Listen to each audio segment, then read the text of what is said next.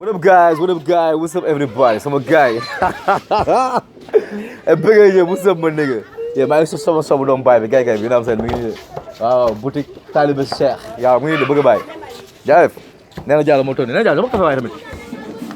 Hey, before going faster, allow me to introduce myself. I go by the name of MALATHION, and I'm come from Senegal, West Africa, Rio City, my town.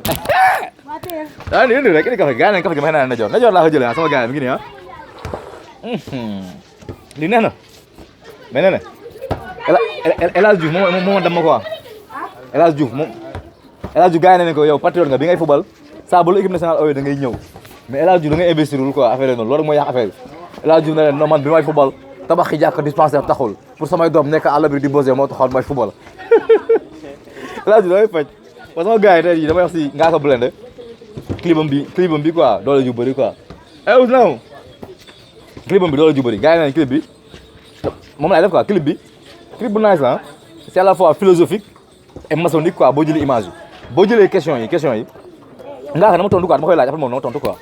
tu vois boo jëlee image yi Ngaaka dafa génne si benn dex bu xonq yor jaan te jaan nag xam nañ ne jaan c'est maconique quoi tu vois jaan bi moo bi seytaane namee bàkkaarloo Adama ak Awa jaan moo ko lump camouflé ko dugal ko biir àjjana formation yi di ko jëlaat Ngaaka indi benn boobu noonu deuxièmement Ngaaka mi ngi wàcc si fas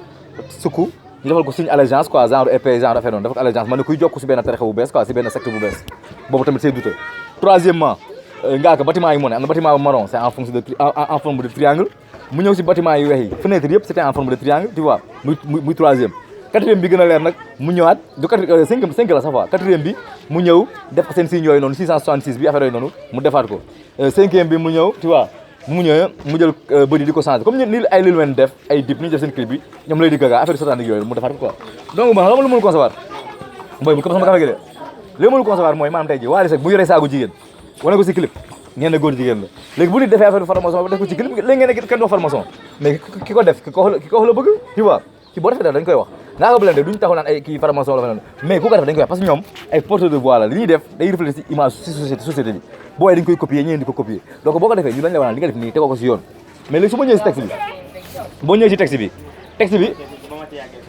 c'est philosophique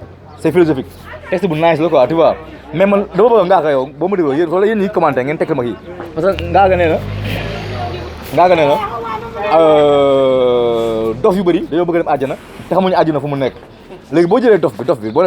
moom bu jëlee phrase boobu ne dof yi bëri dañoo bëgg dem àjjana te àjjana xamuñu fu mu nekk léegi dof moom il fait référence à quoi pour ma demande aux croyants il fait référence aux croyants parce que dof yi mooy population bi mooy dof yi dañoo bëgg dem àjjana te xamuñu àjjana fu mu nekk loolu mën na nekk genre blasphème quoi mën na nekk genre blasphème maanaam tey ji maanaam gars yi ñi ngi jaamu di jaamu rek mais est-ce que àjjana am na tu vois ma phrase boobu noonu laa koy déggee léegi Ngaaka moom bu déggee nag jox beneen phrase boobu noonu léegi beneen phrase bi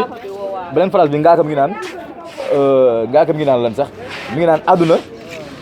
àdduna kumpa la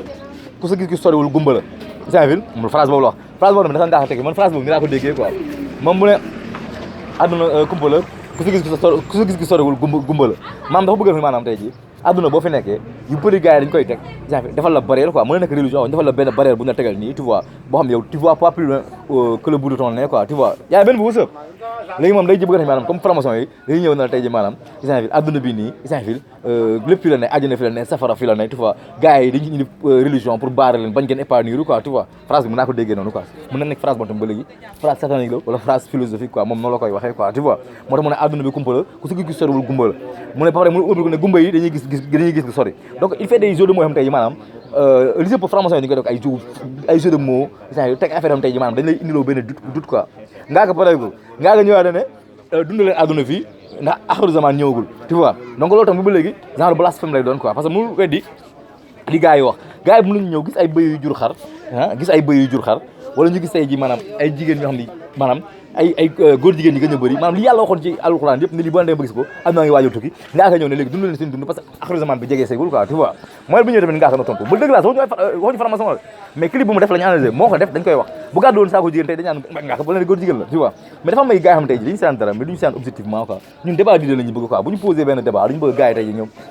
di si sànnante xalaat loolu lañu bëgg quoi et ndax mu naas dañu bëgg gars yi sànni xalaat quoi mais dugg ñëw ne ba Ngaaka Blindé def na lii rek ngeen ñëw naan non moom Ngaaka la laal moom lii la laal non da ngay nit lii xeexul ndong la gën a mbong la moom moo def ay clip ñu dañuy jël di analyser phrase yi analyser image yi tu vois li après keneen ko am leen li gis nga ni kat ci texte bi lii ak lii quoi tu vois ñun julliñu si kenn du ay Dip du ay Ngaaka du ay Wally du ay kenn man MALATHION poudre laa buy rey fel mata teeñ ko taxaw si suuf bi wàllu fel ak mata teeñ man dama lay poudre Saint-Ville parce que kenn si ñoom dundalu ma